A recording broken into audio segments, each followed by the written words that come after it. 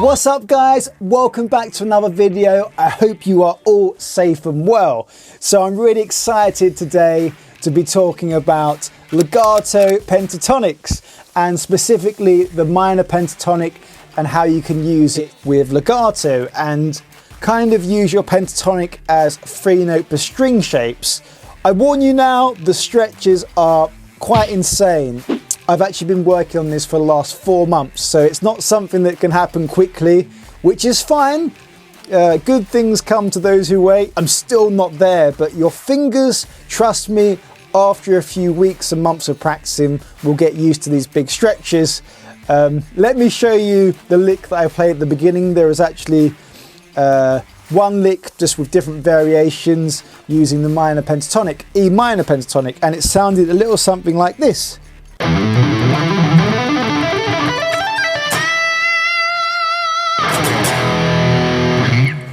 It sounds absolutely killer, and it's well worth the practice time and the patience in getting used to those big stretches.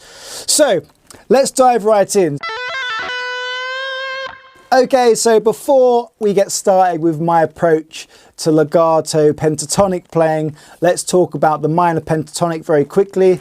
So it's made up of 5 notes. You have a root, a minor third, perfect fourth, perfect fifth, and a minor 7th. So there's your 5 notes, and it's just repeated all over the fretboard.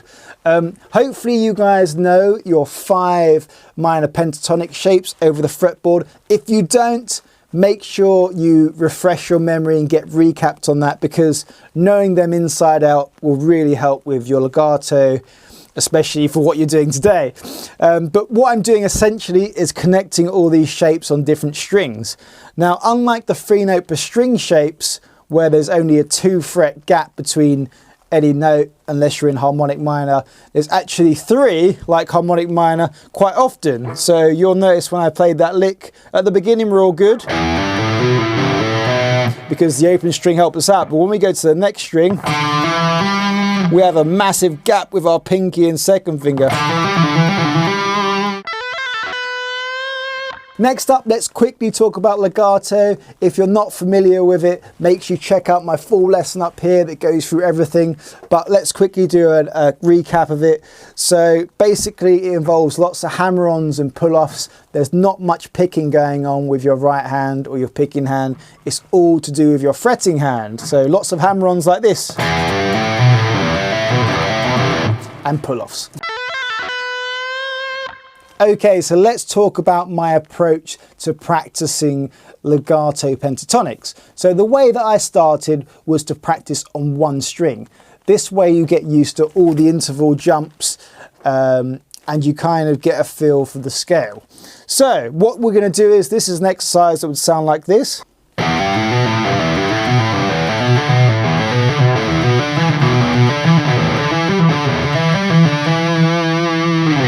That's a great exercise to get used to all the interval jumps with the pentatonic scale. So let me go through that and show you all the fingering. It's very important that you use the fingering that I'm telling you, just so you can utilize this in the best possible way.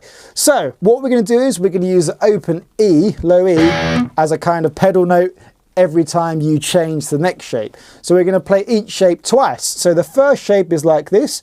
Low open E, hammer on with the 3rd fret, your 1st finger, then to the 5th with your 2nd finger, and then to the 7th with your pinky, then let go of your pinky, you're going to pull off, then pull off again, then pull off again to 0. So,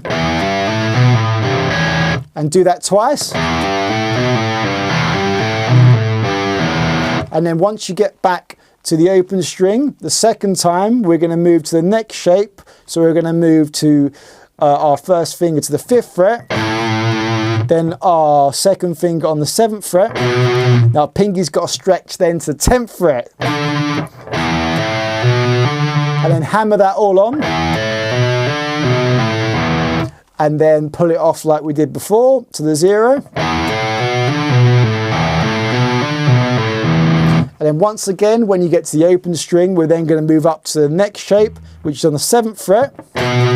Now this is the trickiest of them all at first, but once you get used to it, you'll be fine. So your first finger on the 7th fret, then the big interval gap to the 10th fret with your 3rd finger.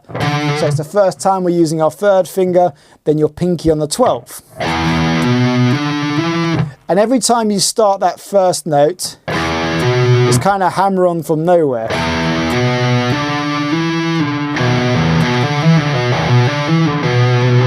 So from the top,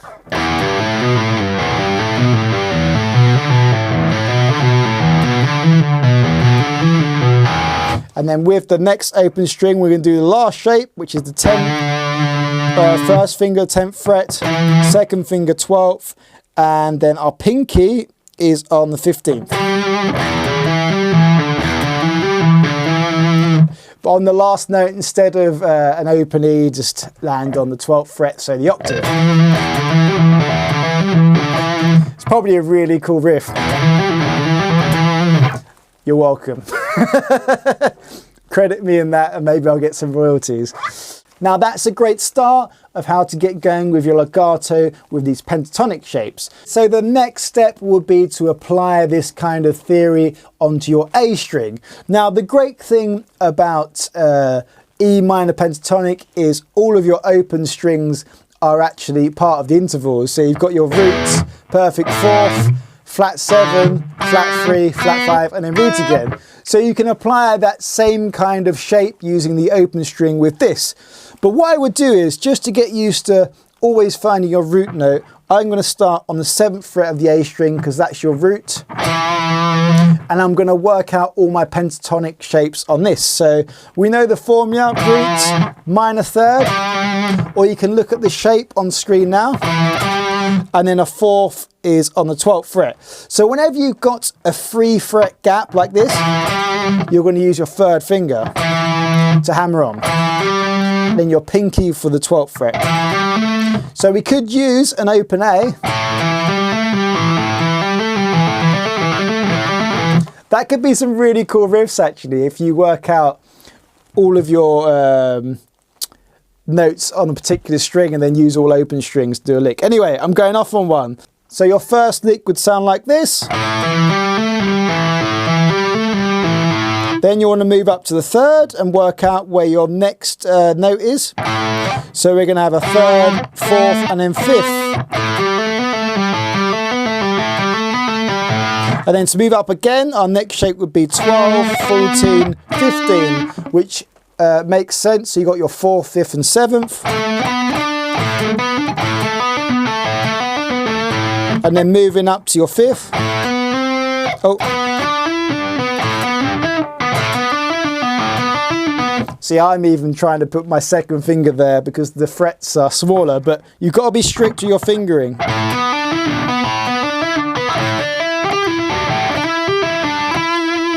So all together.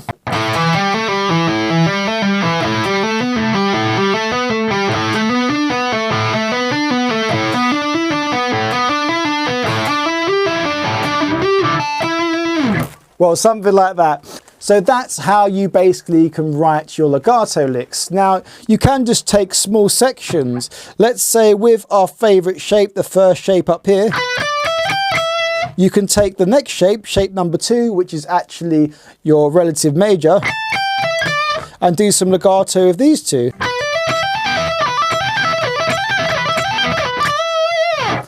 So you can really experiment with your pentatonics. You don't have to just use your 3-note per string stuff. Get used to these stretches, have a lot of fun, and yeah, let me know how you guys get on. Now, if you want the tabs for that lick at the beginning, I'll play it for you now super slow. Then you can get that in description. Just put your email in and I'll send that over to you. So super slow, the lick sounds like this.